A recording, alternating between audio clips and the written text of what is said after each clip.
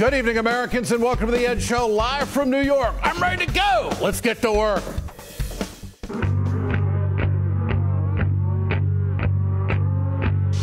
A dramatic development in the saga surrounding rancher Cliven Bundy. This is a welfare cowboy. The FBI is on the case now. You've got to believe that something is brewing here, no? A formal investigation into alleged death threats, intimidation, and possible weapons violations. Many in the crowd had pointed weapons at officers. These people are waiting for the big federal apocalypse. If we're here to make a stand, then by heaven's sakes, let's make a stand. They're waiting for the big war. Do the hard things and stand up and do what's right and tell the federal government that we've had enough. There's going to be consequences. Good to have you with us tonight, folks. Thanks for watching. Let's roll it back just a little bit. Remember Occupy Wall Street? You remember how the conservatives just loved to degrade those kids that were out there trying to change the conversation in America? And that is exactly what they did. No, they didn't get any laws passed. So they were out there at the park here in New York, and they got a lot of attention. It did change the subject in America, and it made America focus on some things that were very, very important. The 99%, Occupy Wall Street. I remember how the conservatives treated them. Well, let me ask you this. How do you want to treat this group right here? You could easily look at what is happening out west as just a product of the conservative talkers and conservative media in this country that really want us to find a boogeyman when it comes to any kind of government regulation or control. Supporters of the racist freeloading rancher Cliven Bundy, well, they're back at it again. And they are, in my opinion, officially out of control. A few weeks ago, Fox News planted the seed that started this rogue movement. Fox News devoted countless airtime promoting Bundy as, what was it? I think it was a great American hero. That's what he was. Fox bailed on their hero once they found out that, well, he's a racist. But it was too late. The Bundy movement has blossomed into a weed that really no herbicide can kill. They have armed, they've been armed. They've aimed rifles at federal agents. They set up roadblocks, perfectly good citizens out there abiding by the law. They've intimidated reporters. They've put their foot down, drawn their line in the sand, so to speak. This weekend, Bundy supporters staged a protest against the Bureau of Land Management in Recapture Canyon, Utah. I thought I had heard of Recapture Canyon, Utah, and I thought it had a lot to do with Native Americans, and sure enough. These protesters, what they did was that they rode their ATVs in opposition to the BLM's closing of certain trails in the area. Now, the group is also upset about some slow approval over some new trails that might be out there. Overall, the theme in Recapture Park was very, very simple. These people are upset with the federal government. I've been back in here when I was in high school with my flat fender back in through here, and I know we've been here forever, and then for a governmental agency to just acquire it, just take it over and say it's not yours anymore. That's really frustrating. That's what we're here for, is to do the hard things and stand up and do what's right and tell the federal government that we've had enough. The message here is that we're frustrated, there's a problem, and federal government is doing nothing to solve it.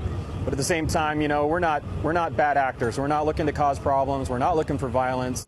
Really? Well, some of the protesters, well, they were peaceful and followed the rules. There were no arrests or confrontations at this event. Others showed up with armed assault rifles. That had to make everybody feel good. And they broke the law. They rode ATVs on closed trails. The trails ran through sacred Native American cultural lands of the Navajo Nation. The rally also attracted people unafraid of confrontation. Armed militia members from other states showed up. Cliven Bundy's son Ryan and his family rode their ATVs into the banned area. He says staying in the BLM designated area doesn't make any sense. Doing that accomplishes absolutely nothing. It basically shows cowardice towards the federal government, shows cowardice towards the Bureau of Land Management. If we're here to make a stand, then by heaven's sakes, let's make a stand. What kind of stand are you talking about? Leave it to a Bundy to break the law. The BLM will pursue charges against people who violated laws on Saturday. There's no doubt tensions are running high out west. Last week, a federal cattle wrangler was threatened by masked men.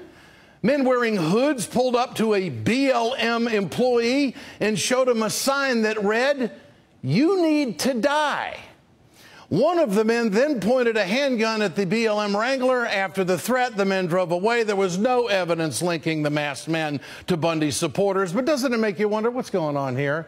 But we all know where this anti-government sentiment started, don't we? The FBI is currently investigating the armed standoff which occurred near Bundy's ranch back on April 12th. They are looking into threats against law enforcement officers, illegal weapons, and anti-government militias. The seed of hate against the federal government, it's growing out west, and things are getting worse. More and more people are joining the ranks to protest the Bureau of Land Management. It can be blamed on one thing, as I see it, and that is the conservative media. You see, the conservative media hates Barack Obama so much and can't stand the liberal platform so much that they want to view them as a threat. And the best way to do it is to give the microphone to people like this, platform them up for 2 weeks on a cable network. Don't back down until there's unrefutable evidence that the guy is a racist. Well, we'll forget about that. So now we have got government officials in this country wondering, what do we do if we go out and try to enforce the law and people are openly armed with assault weapons? These folks, I think, want something to happen. They want the government to react so they can react, and then who knows what the hell's going to happen. So how do we diffuse all of this? Maybe it would be good if the network in question that was so in love with Cliven Bundy would say something to these folks who are illegally on the land with the ATVs. You know, maybe you ought to back up and go through the normal channels of protest. Do you have representatives in Washington? Where do they stand? Are they with this crowd? Because no one knows where this is going to end, and no one knows how it's going to end. And it's kind of scary. It has the roots of a movement that won't end really peacefully. I hate to say that, but this is how it goes, isn't it? If they were minorities, would they be fired upon? Would they be forced to abide by the law? And are we now seeing a culture develop in America? Well, you can go ahead and do what you want. We'll just decide which law we're going to uphold. Get your cell phones out. I want to know what you think. Tonight's question: has the conservative media fueled a dangerous anti-government sentiment? Text A for yes, text B for no to 67622. You can always go to our blog at ed.msnbc.com. We'll bring you the results later on in the show. For more, let me bring in Brian Maffley of the Salt Lake Tribune. Mr. Maffley, good to have you with us tonight. I appreciate your time. You were out at this protest over the weekend. Were Bundy supporters a big presence in all of this? Yeah, I think they were. It was more of a local protest, but they showed up from Bunkerville, maybe others from other militia groups, but they certainly made their presence known. Why would they show up? Did you interview them and talk to them at all about why they were showing up out of their area, so to speak? Well, I certainly tried. They had little interest in talking to me, and frankly, they're pretty openly disdainful of the media. What did you want to do when you were there? What did you want to ask them, and what did you not get out of them that you wanted to get out of them? I was very interested in why they, traveled to Utah and wanted to participate in this event, and why they felt it was necessary to come armed.